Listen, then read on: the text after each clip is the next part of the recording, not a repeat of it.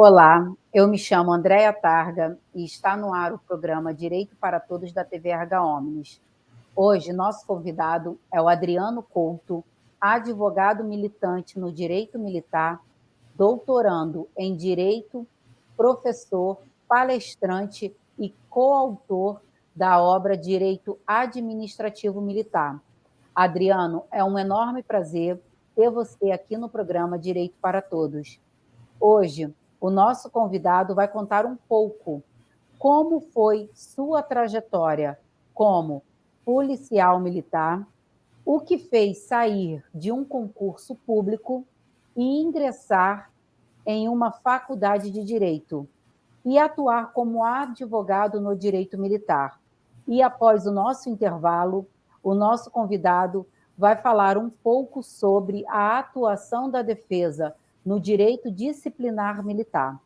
Sendo assim, fica com a gente até o final, que hoje o programa está imperdível. Doutor Adriano Couto, a palavra é sua. Doutora Andréia, boa tarde. Eu que fico lisonjeado com o convite. É uma honra e uma satisfação muito grande poder participar desse projeto, né, TV Erga Omnes. Basicamente, minha vida toda, como que eu vou dizer, vivi dentro do direito militar, essa é a verdade. Tirando um tio, que é padre, toda a minha família, basicamente, de militares, sejam das Forças Armadas e alguns primos, né, nas Forças Auxiliares.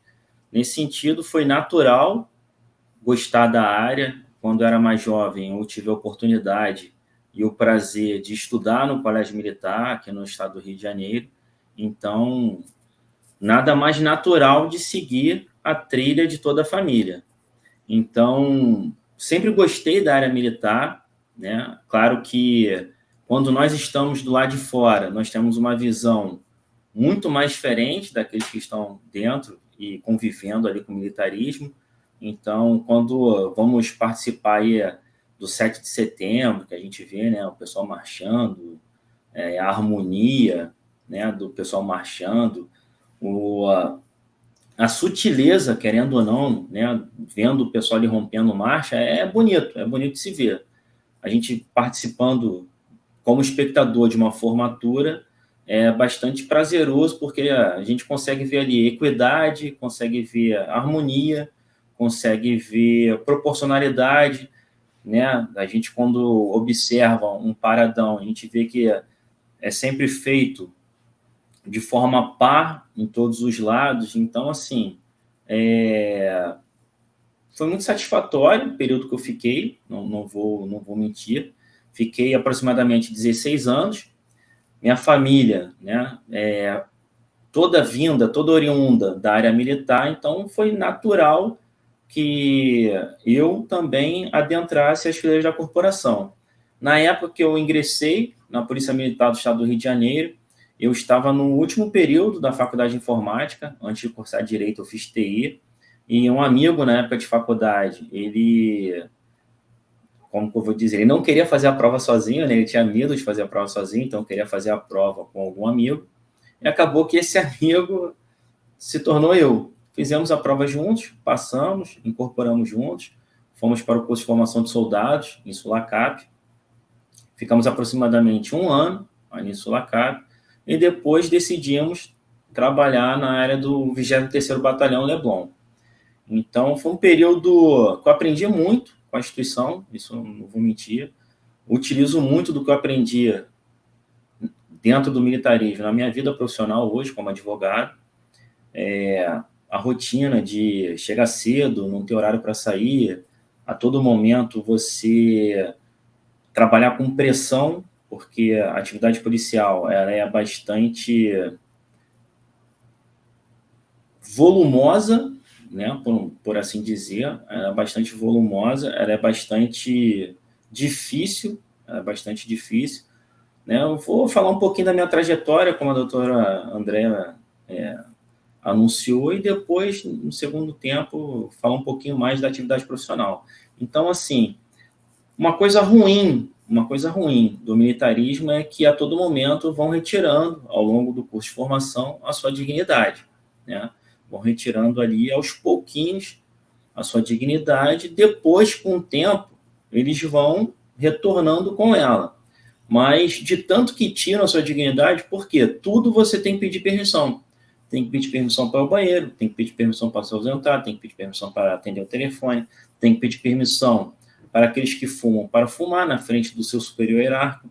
Então, aquela estrutura hierarquizada, aquela estrutura disciplinar, ela, a todo momento, ela é cobrada do militar. E isso, com o tempo, acaba sendo... uma violação, né?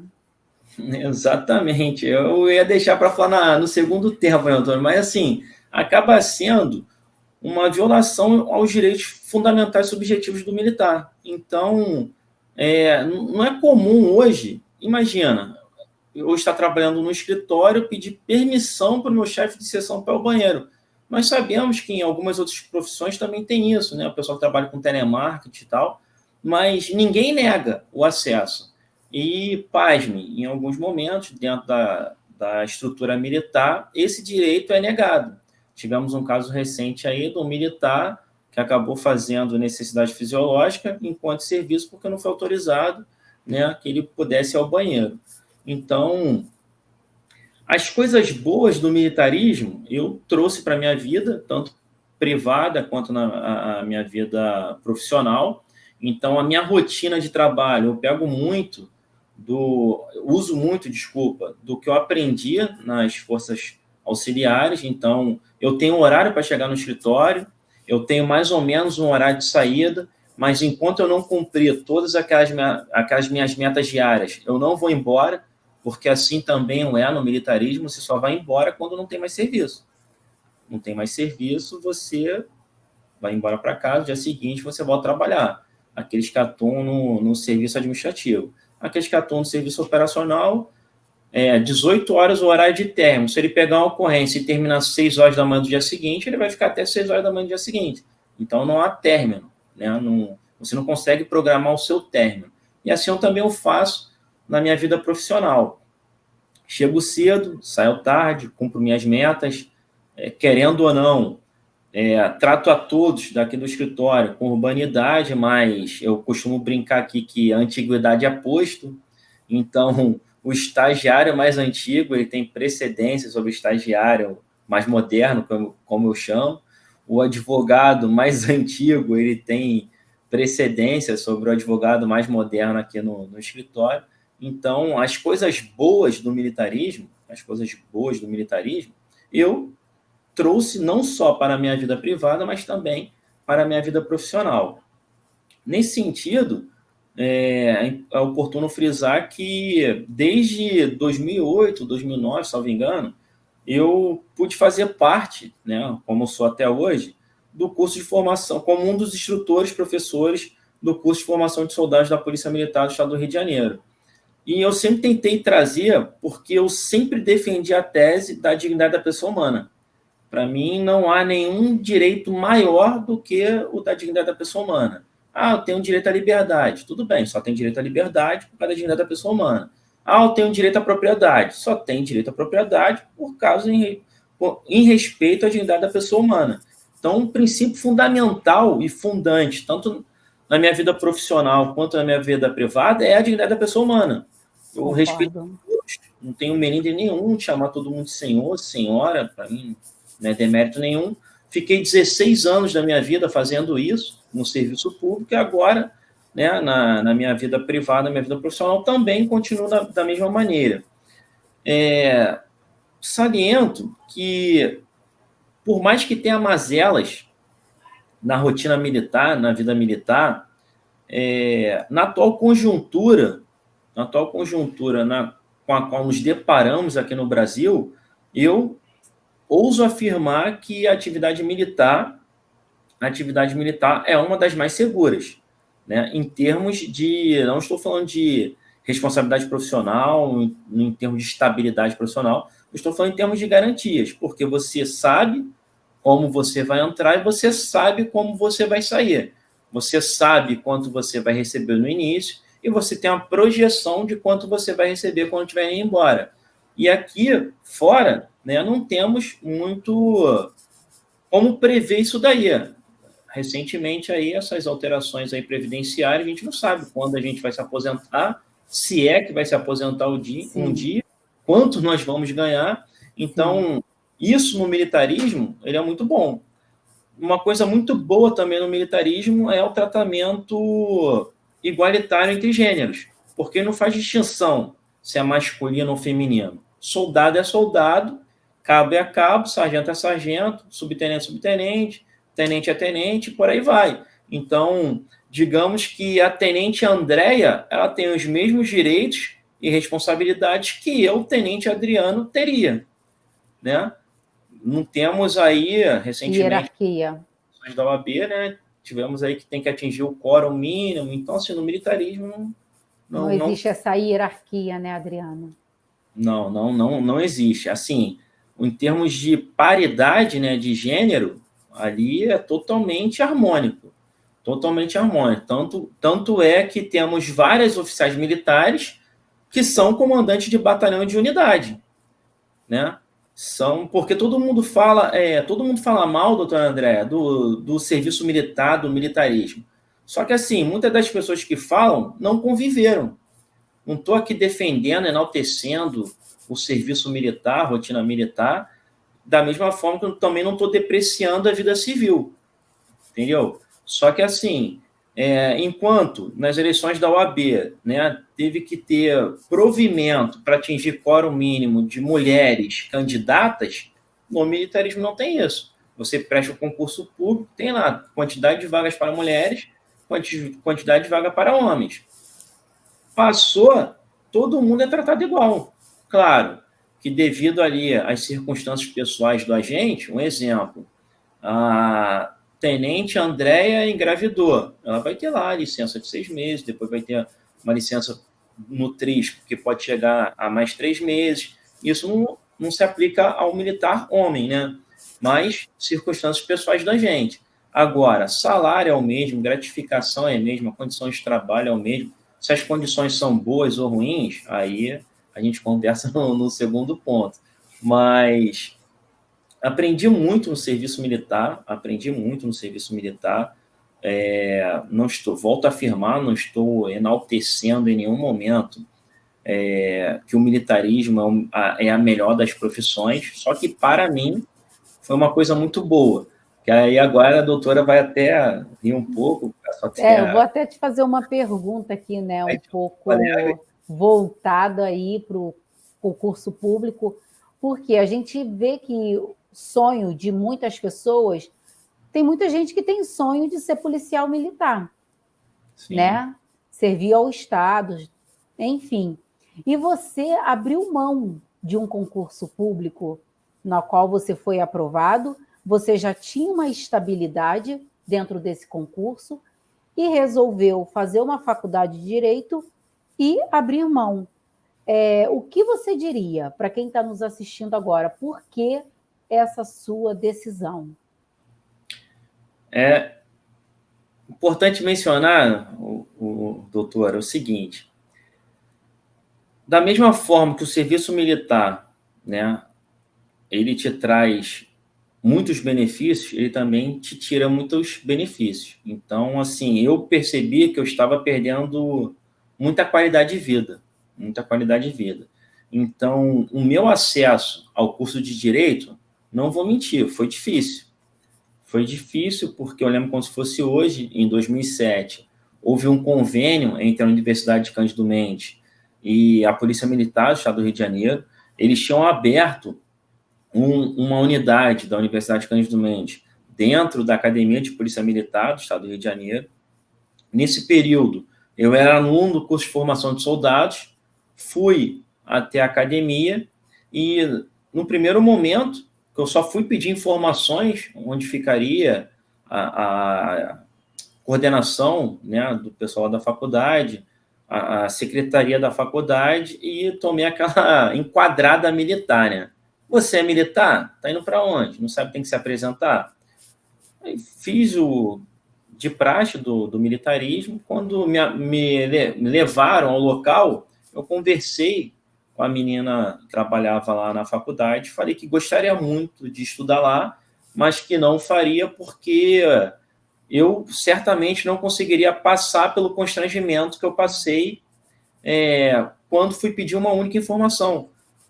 Eu nunca tive problema de militarismo, eu nunca fui punido no militarismo, tanto que eu entrei na PM e saí da PM com 2 medalhas, medalha de bons serviços e medalha de tempo de serviço, 10 anos, porque eu nunca tomei punição, só recebe a medalha quem não toma punição, e fica mais de 10 anos no serviço ativo. Então, assim, nunca tive problema com o militarismo, só que o tratamento dado, para mim, foi desnecessário. Aí essa senhora, né, se compadeceu lá do meu caso, pediu que eu procurasse a sede Padre Miguel e eu fui estudar em Padre Miguel. O curso foi bastante tortuoso para mim, porque na época eu era lotado no grupamento especial de policiamento em estádio. Então, naquele período, o Vasco, lembra quando se fosse hoje, caiu para a segunda divisão, então tinha jogo no Campeonato Brasileiro de segunda a segunda. Então, eu estudava de manhã em um dia, à noite em outro, no outro dia da semana eu estudava manhã e noite, para poder compensar, né, aquela perda que eu poderia ter. Então, e dentro do militarismo, não me facilitaram em nada, pelo contrário, estudante de direito, mais e mais, eu era escalado nos serviços, então eu que teria que dar o meu jeito para poder estudar. Porque é aquela verdade, né? Quanto mais você sabe, mais você incomoda. Com Ainda certeza. mais instituição hierarquizada, né? Secular. Então, assim, é difícil, né? Sim, com certeza. Você sai da bolha, toma a pílula vermelha ali da Matrix, sai da bolha. Aí, quando você começa a ver que estão tirando sua dignidade, quando você começa a ver que estão te dando migalhas, a cada momento mais você, por dentro... Desanima, né? E procura um outro ramo para você estar atuando. Sim, sim, sim. Né? Então, assim, para quem busca, respondendo a sua pergunta de forma mais prática, para quem busca uma estabilidade financeira, eu não vou mentir, o militarismo ele não é ruim. Ele não é ruim. Né? Você adquire estabilidade financeira, você trabalhou, no final do mês você vai receber. Teve aquele período lá de crise econômica em 2015, mas por mais que agora na pandemia, né, avançando um pouquinho mais, várias empresas tenham quebrado, o servidor público continua recebendo. E o militar também. Então, há essas vantagens. Só que a retirada, né, de direitos fundamentais, para mim, foi muito prejudicial. O tratamento, né, que é dado viola totalmente os direitos humanos, a dignidade da pessoa humana, dentre outros direitos aí que a gente tem e que muitas das vezes não vem, né, na mídia nem nada, porque, como você bem disse, o militarismo ele é muito fechado. Tanto Sim. que a gente pouco vê falar notícias aí na mídia sobre alguma coisa que acontece internamente, porque a mídia não consegue nem chegar dentro, né? Porque é um órgão, né? Um ente realmente muito fechado mesmo. Sim, e só para complementar, doutora, claro que a natureza do serviço militar é muito diferente da natureza do serviço civil. Sim. Então, isso já está até pacificado pelo Poder Judiciário, que o militar tem que ter aquela rigidez, né, física e mental, coisa que não se cobra de nenhum outro profissional que não o militar. Isso daí não vou nem discutir, porque já é pacificado, né, pelo nosso Poder Judiciário.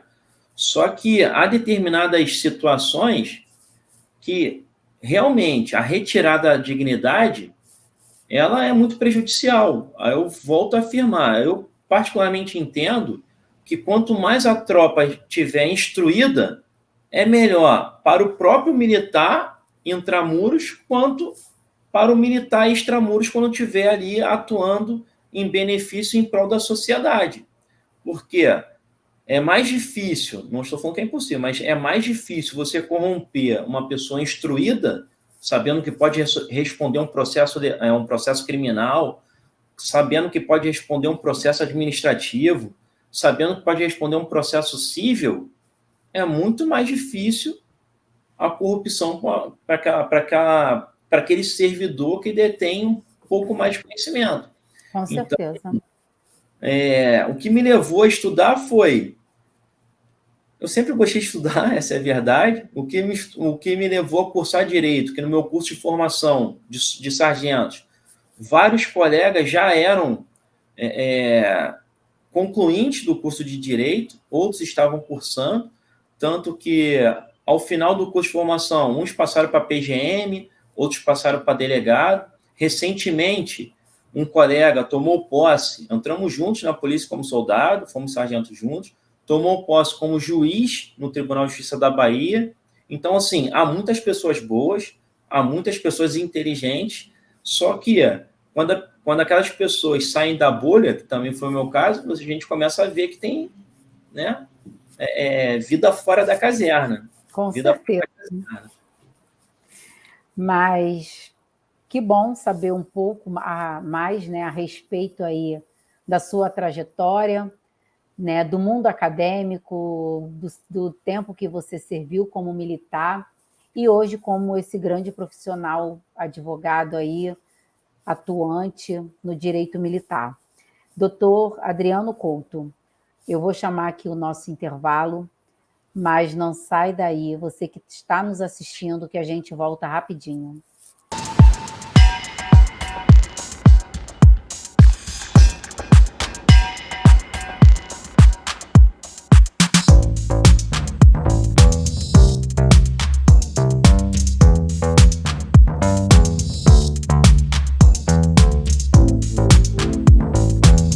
Já estamos de volta com o programa Direito para Todos e agora o nosso convidado, Adriano Couto, vai abordar um pouco sobre a atuação da defesa no direito disciplinar.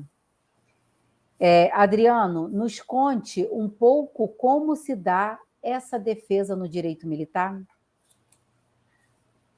Então, doutora, inicialmente, eu falo isso para todos os colegas, até quando vou dar aula para alguns advogados, que a defesa no direito militar ela é muito diferente, a rotina militar é muito diferente da rotina de qualquer outro servidor público.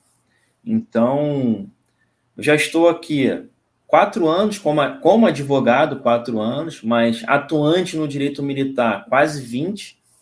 Então, são vários cursos, são vários livros lidos, são várias reuniões realizadas, são várias comissões, né, que a gente participa, que é justamente para entender a rotina militar, porque o que acontece na Marinha não é a mesma coisa que acontece no Exército, que não é a mesma coisa que acontece na Aeronáutica, que não é a mesma coisa que acontece na Polícia, que não é a mesma coisa que acontece no Bombeiro. Então, cada uma ali tem a sua particularidade.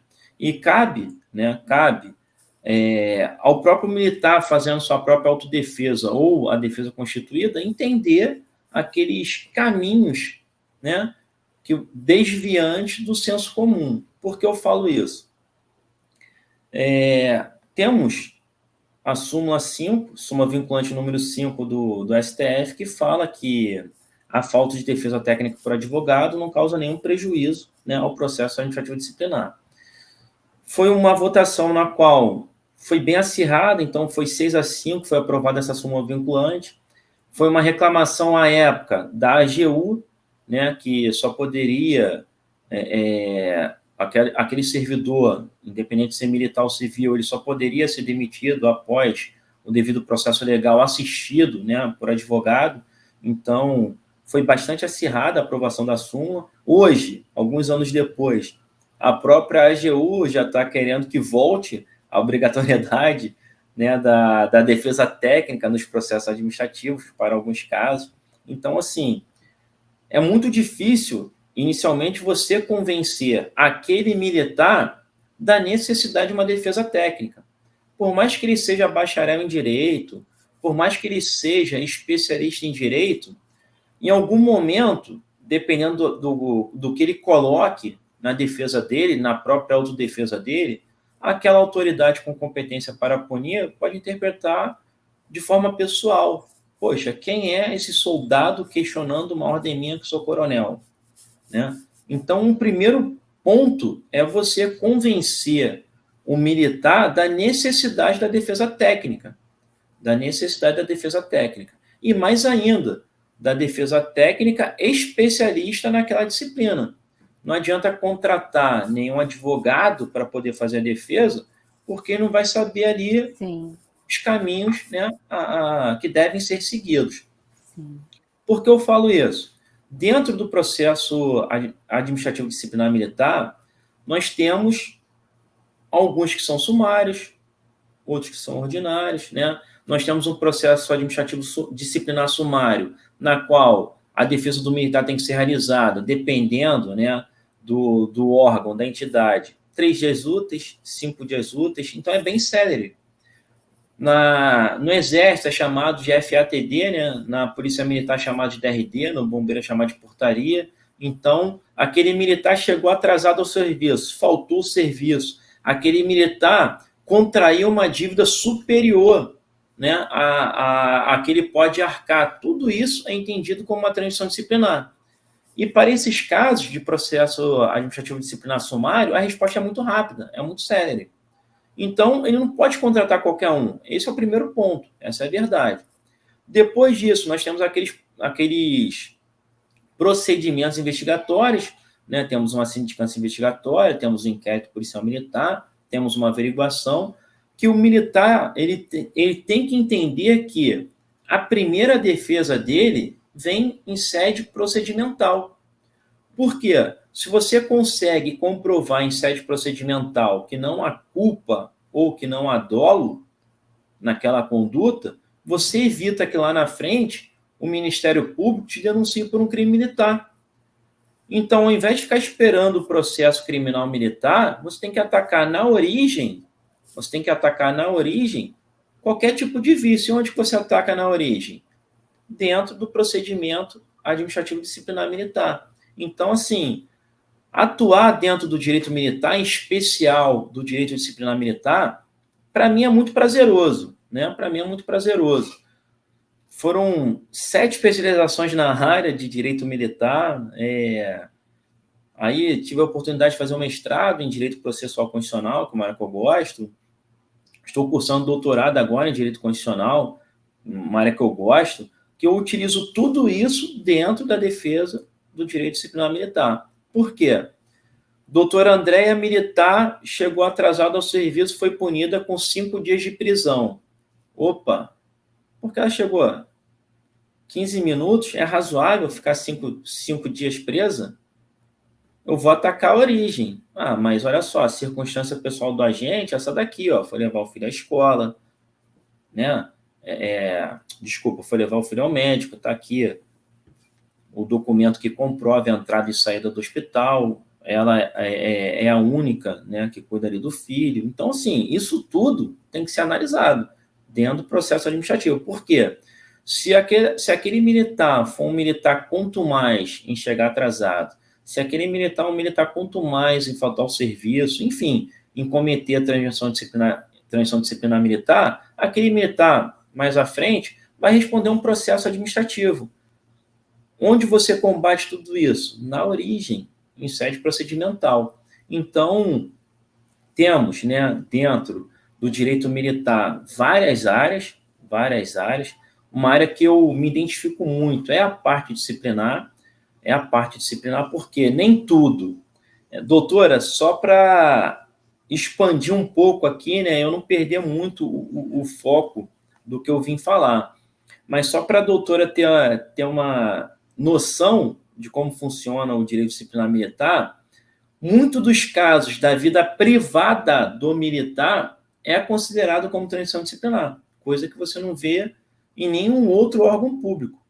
Então, digamos hipoteticamente que a doutora Andréia, né, tenente da Polícia Militar, esteja lá no Instagram pessoal dela, aí posta várias fotos fardadas e um dia ela posta uma foto na praia de biquíni. Algumas autoridades militares entendem que aquela foto de biquíni da oficial Tenente Andréia fere o pundonor militar, fere o decoro da classe, imputa uma um processo administrativo disciplinar em face daquela atividade da vida privada da tenente Andréia, que particularmente para mim, essa conduta da autoridade competente para aplicação de ação disciplinar, para mim, além de haver um desvio de finalidade, ele fere direitos fundamentais subjetivos da tenente Andréia.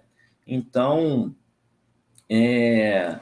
o direito disciplinar militar, dentro do direito disciplinar militar, Andréia, só para deixar um pouco mais claro, nós temos os procedimentos disciplinares, uns caberão contraditória para a defesa, outros não, porque serão meramente investigatórios. Temos os processos administrativos disciplinares militares e temos os processos administrativos disciplinares demissionais, que são estruturas diferentes. Então, assim, se você vai atuar dentro do direito militar, é importante que saiba, né, onde chegar e como chegar. Claro que fazemos muitas das vezes, né, o papel de psicólogo também, porque são muitos militares que querem ser ouvidos, então aquelas autoridades, né, competentes, comandantes, chefes de diretores, que deveriam ouvir os seus subordinados, não fazem. Quando o militar chega a nós, advogados, nós muitas das vezes fazemos mais o papel de psicólogo do que propriamente de advogado. Porque uma coisa, um caso recente que eu tive agora, um policial militar, ele foi submetido a um processo administrativo disciplinar porque ele faltava muito ao serviço. Só que ninguém nunca parou para perguntar o motivo pelo qual ele faltava muito. Ele comprovou lá que ele comprovou que tinha um parente enfermo, já estava em estágio avançado de doença, entendeu? E ele tinha pedido, à época, para o comandante para assistir ali a família, e meio que ficar enrolando, ele decidiu, com mera liberalidade, acompanhar o ente querido dele, coisa que qualquer um faria. Imagina. Sim, você, com certeza. Né? Imagina você militar, sua mãe está enferma, câncer terminal, e vai pedir para acompanhar e o pessoal ficar enrolando. Então, ele ficou afastado para fazer esse acompanhamento e, posteriormente, foi submetido a um processo administrativo. Então, assim, atuar no direito disciplinar militar, antes de tudo, é entender a necessidade do militar. E você só entende a necessidade do militar se você entender a rotina militar. Essa é a verdade. Porque aqueles militares que não internalizam, né, que eles deixaram de ser civis, eles vão sofrer diversas sanções disciplinares até internalizar os da hierarquia de disciplina. Que eu ouso afirmar, Andréia, é o único princípio constitucional que jamais será mitigado pelo Poder Judiciário. Né? Eu fiz uma pesquisa profunda nas decisões do Supremo Tribunal Federal, não vi nenhuma decisão de nenhum ministro mitigando os princípios da hierarquia e disciplina. Quando a gente vê em outros casos aí a mitigação, a gente vê a mitigação no princípio da vida, da propriedade. No Brasil não tem pena de morte? Tem. No Brasil tem pena de morte. Em caso de guerra declarada, é permitida a pena de morte. Em legítima defesa, tá lá, você não é absoluto, né, o doutor Diego? Absoluto, exatamente. Você conseguiu comprovar lá uma excludente de licitude, tá lá, legítima defesa. Então, não é que está permitindo você matar. Só que aquele princípio não é absoluto. Diferentemente do princípio da hierarquia e disciplina, que todas as decisões dos tribunais, sejam eles locais, sejam eles superiores ou do Supremo, não há nenhuma mitigação ao princípio da hierarquia e disciplina. Pelo contrário, eles falam que se mitigar, se relativizar o princípio da hierarquia e disciplina, você fará ruir os alicerces do militarismo. Então, olha a importância da defesa técnica, Andréia. Se eu tento me aventurar dentro do direito disciplinar militar, eu posso fazer com que um militar perca a profissão, posso fazer com que a família daquele militar venha a passar necessidade por uma falha técnica de defesa. Então, assim, atuar dentro do direito disciplinar militar é tão mais grave quanto atuar dentro de um processo criminal. Por que eu falo tão quanto? Porque no processo criminal, olha só que interessante, no processo, o militar ele pode ser condenado por um crime e não necessariamente ele vai ser excluído da força.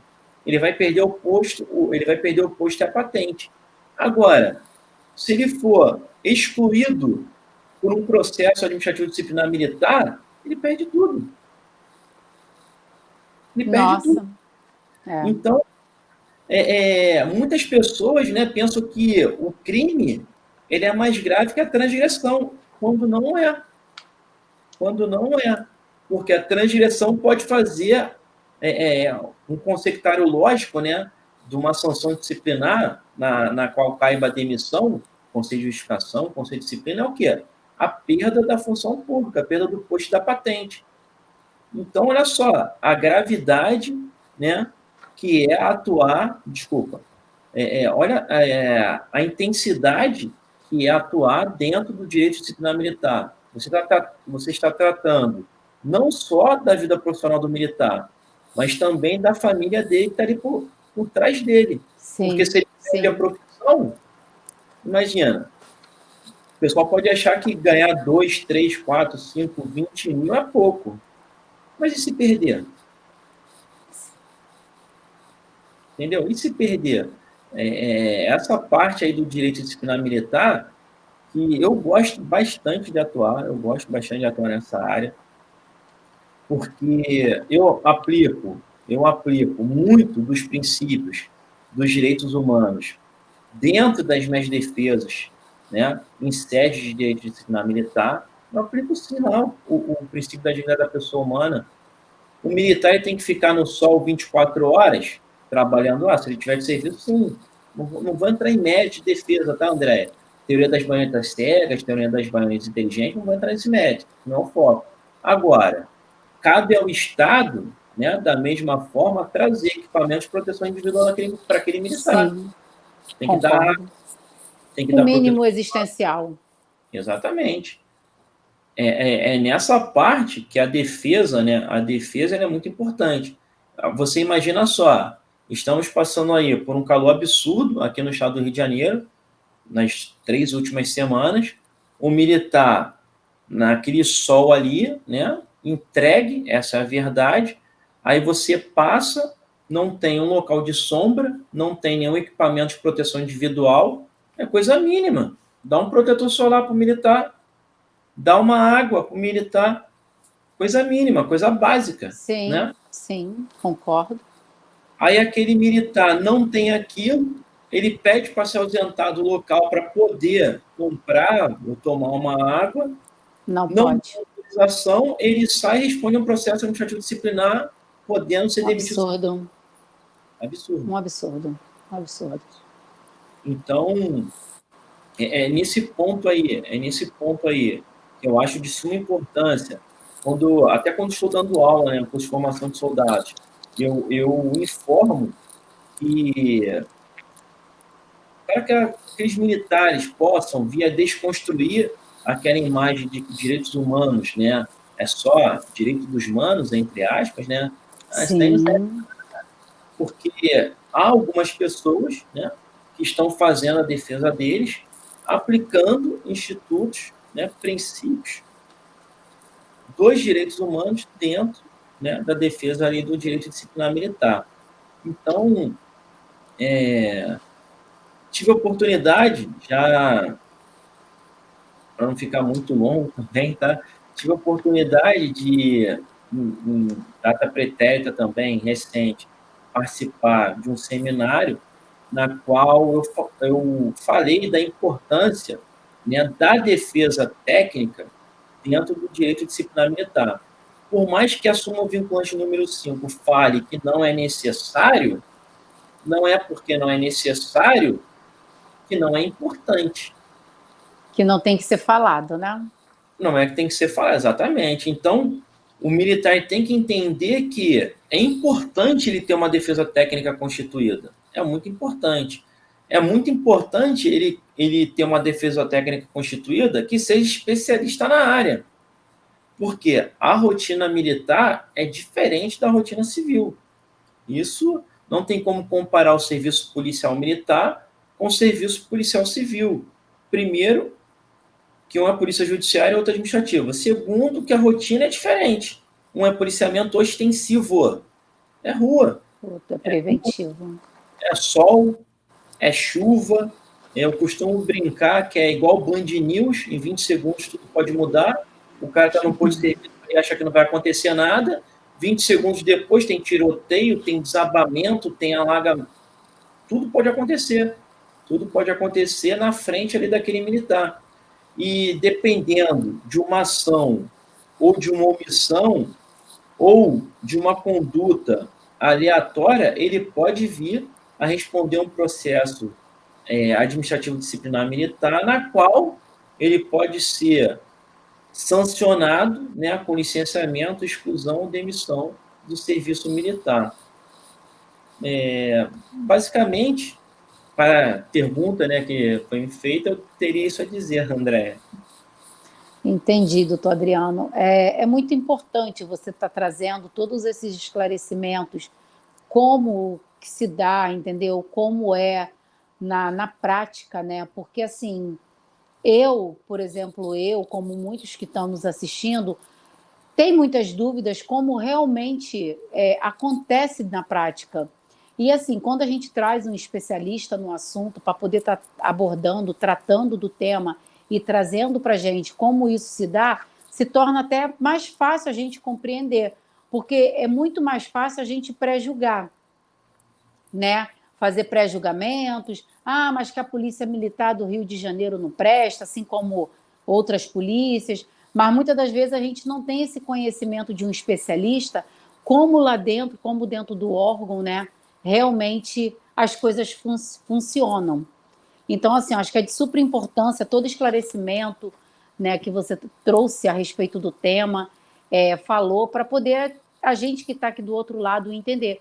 E também frisar, né, um pouco mais sobre como que são violados os direitos humanos, a dignidade da pessoa humana desses policiais militares por coisas assim tão pequenas.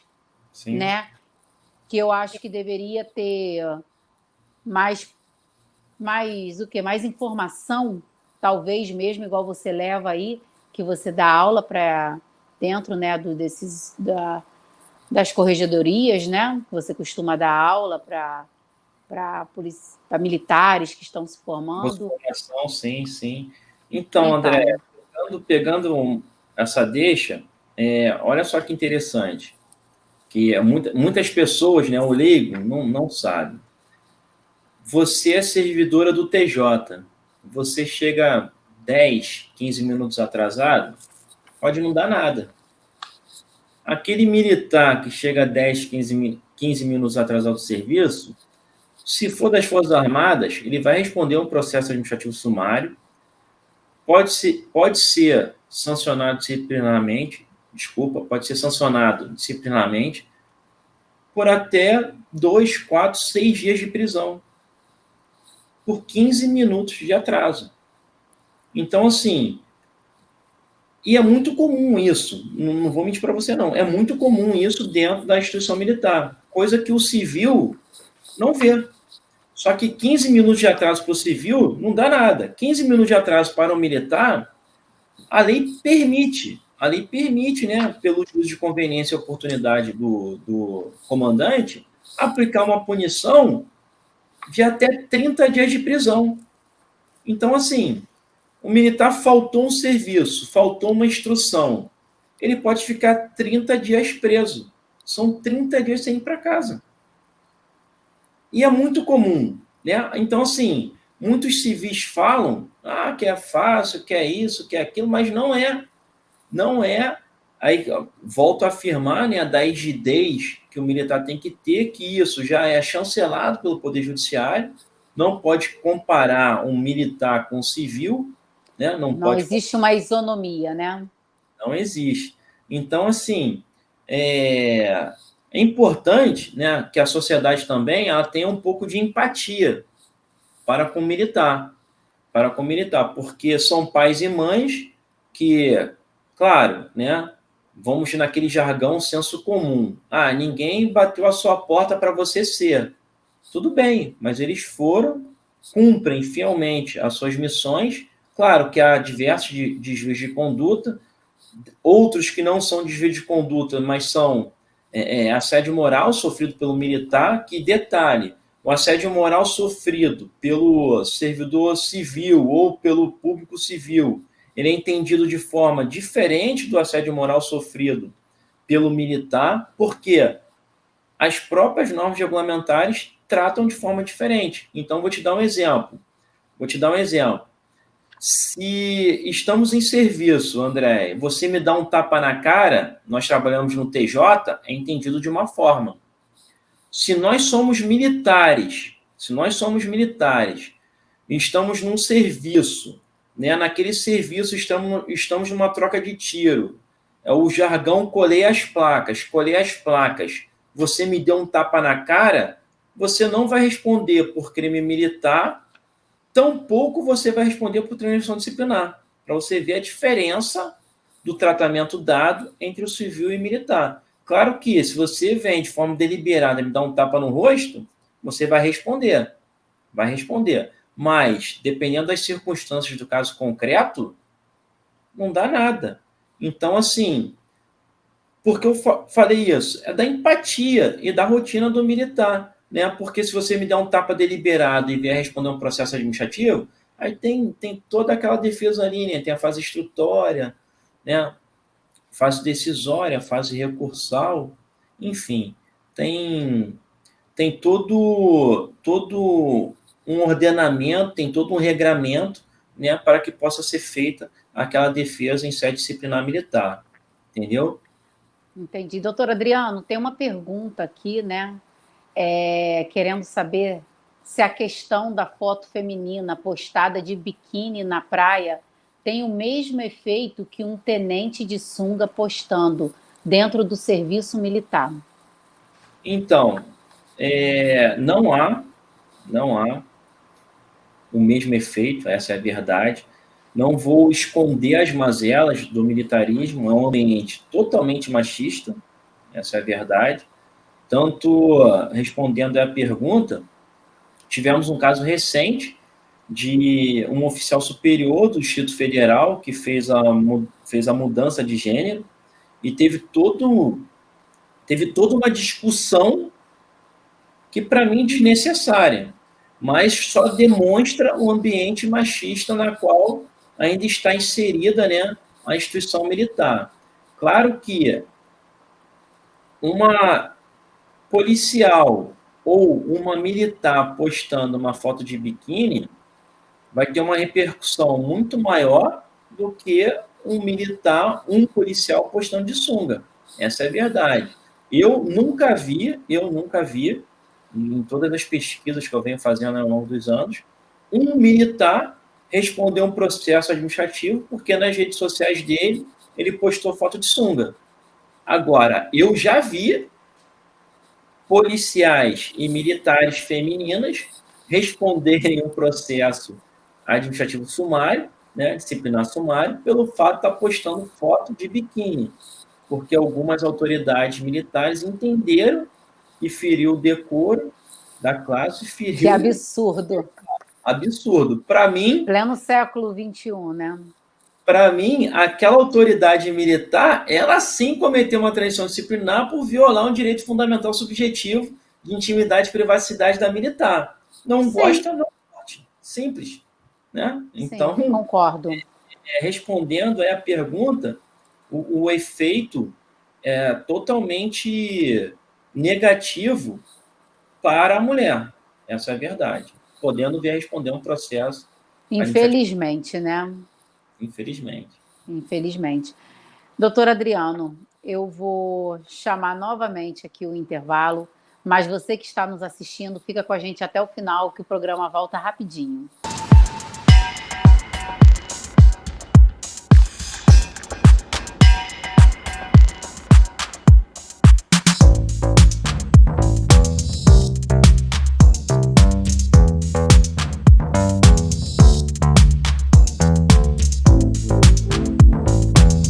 Já estamos de volta com o programa Direito para Todos e agora o doutor Adriano Couto vai falar como ele consegue conciliar a vida de advogado, professor, estudos, família e ainda ter tempo para cuidar da sua saúde física. Existe algum segredo, doutor Adriano? Conta pra gente. Bem, doutora, eu sofro de insônia, então eu durmo pouco, durmo aproximadamente 4, 5 horas no máximo por dia. Então, todo dia, 6 da manhã, já estou de pé. Geralmente, eu vou dormir 2 da manhã. Tento otimizar ao máximo o meu tempo. Então, enquanto eu estou trabalhando, estou no ônibus, estou no carro, estou no trem, no metrô, eu coloco fonezinho de ouvido, fico escutando uma aula, né? Boto um vídeo lá do YouTube de aula para ficar ouvindo. Eu tenho o costume de ler bastante, graças a Deus, tenho esse costume. Eu leio pelo menos um artigo jurídico por dia, livros de até 100 páginas. Eu leio pelo menos 2 a 3 por semana, né? Trabalho, levo meus filhos à escola, chego no escritório geralmente 7, 8, 9 da manhã, dependendo da rotina lá de casa. Aí o que eu faço atualmente? 7h30, filho na escola, de 7h30 às 9 horas aproximadamente, academia, 9h30, escritório, como trabalho perto de casa, os filhos também estudam perto de casa e perto do trabalho, consegui ali economizar bastante tempo, porque eu morava em um lugar, trabalhava 2 horas em outro, então perdia muito tempo no trânsito. Hoje eu faço tudo perto de casa, né? Isso daí me ajuda bastante. Então, 7h30 da manhã estou na academia, 9, 9h30 estou no escritório, geralmente 7, 8 horas eu saio do escritório, vou a casa, fico com meus filhos, geralmente de 8h30 às 10h30, 11 horas, de 11 às 2 eu estou estudando de novo. Hoje, quando não tem nenhum caso de grande repercussão, domingo eu fico de lazer com a família, estudo na parte da manhã, parte da tarde e noite, fico com eles o horário todo. Às quartas-feiras eu dou aula o dia todo, então de 9 da manhã, perdão, às 6 da tarde, quarta-feira eu dou aula, volto, tomo um banho, academia, um pouquinho com o filho, 1 hora, 2 horas ali na quarta-feira, termino de 11, meia-noite até as 2, estou estudando ou trabalhando. Essa é basicamente minha rotina. Hoje eu consigo, por mais que minha vida seja bastante pesada, eu hoje consigo ficar mais tempo com os meus filhos, com a minha família, do que na época que eu era militar, trabalhando menos, por incrível que pareça. Porque como eu trabalhava longe, gastava aí 2, 3 horas no trânsito para ir trabalhar, mais 2, 3 horas no trânsito para voltar do trabalho, aí voltava cansado, tinha que trabalhar de novo, aí o filho já estava dormindo. Então, era bastante complicado. Agora eu consigo adequar aí o meu horário, minha rotina. Claro que a minha família também acaba se adequando à minha rotina, Então, de segunda a sexta, é aquela correria, né? Levar filho na escola, sai da escola, academia, trabalho pega na escola, leva no curso. Porque, assim, eu tenho até vergonha de falar, tá? Mas como perguntou, né? Eu sou aluno do curso de doutorado, faço numa universidade estrangeira, então 2 vezes ao ano, são 2 semanas corridas, né? Pesado o estudo, aula de 10 da manhã às 7h30 da noite. Nesse meio tempo, eu voltei para o curso de espanhol, então, terça e sábado ainda faço curso de espanhol, tento ir pelo menos 3 vezes a semana à academia, estou tentando voltar ao jiu-jitsu, mas estou sem tempo, não tem... Se tivesse um horário de 2 às 4 da manhã, eu acho que daria, mas como não tem, né? Mas, assim, é uma rotina que eu já vivo há bastante tempo. Não é nada novo, né? Acabou acabou para mim, né? Isso daí eu peguei muito do serviço militar, como te falei, né? Que a gente tem hora para entrar, mas não tem hora para sair. Sim, sim. Então, chegava muito cedo, saia muito tarde. Eu faço isso, agora eu falo para todos vocês que se você ser bom, todo mundo pode ser, essa é a verdade, né? Todo mundo pode ser bom, todo mundo nasce bom. Já diziam, né? A sociedade que corrompe, né? Alguns diriam. Mas assim, todo mundo Sim. nasce bom. Mas se você quer ser excelente, excepcional, você tem que se doar. Então, eu sei onde eu quero chegar, entendeu, doutora? Eu sei onde eu quero chegar. Sim, E eu com me dou, certeza. né? E eu me dou ao máximo até atingir aquele objetivo. Mas não Então, está errado, né?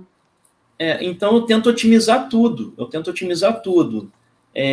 Se eu estou de carona num carro, eu não fico batendo papo de coisas infrutíferas. Eu fico lendo um livro, ou boto um fone e escuto uma aula.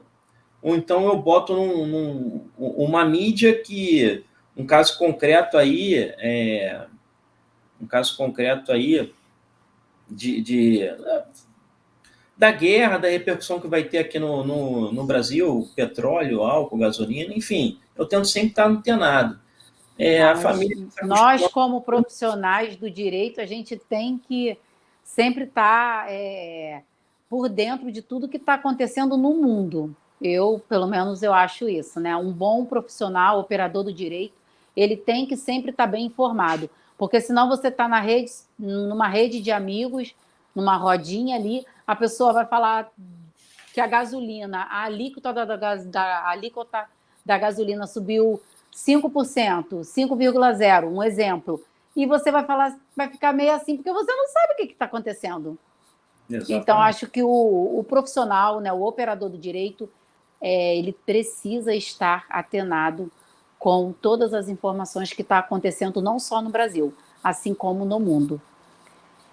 Doutor Adriano, nosso papo, né, nosso programa aqui está ótimo, porém eu vou agradecer a sua presença, né, agradecer a todos que estão aqui nos assistindo, né, a nossa equipe técnica, e a você principalmente, nosso convidado, por ter compartilhado todo esse conhecimento, ter falado um pouco, né, sobre a sua trajetória de vida, como foi dentro do militarismo, né, e após ter ingressado na faculdade de Direito, hoje ser esse advogado aí super renomeado, né, nomeado, como que eu posso falar, conhecido, né, por tantos e referência, cada dia crescendo, cada dia mais aí no direito militar e sendo referência, né, nesse ramo do direito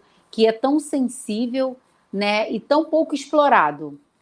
Mas eu quero deixar aqui meu agradecimento por você ter participado do programa, ter aceito o convite mais uma vez. Obrigado, eu que agradeço o seu convite. Agradeço a todos os organizadores da TV AH Omnis, desejo o sucesso que eu desejo para mim, desejo para todos vocês, em especial a doutora Andréia, né, minha amiga. Então, fico feliz de ter participado, espero ter contribuído um pouco e sempre que for chamado, bordão do filme, né? Missão dada é missão cumprida.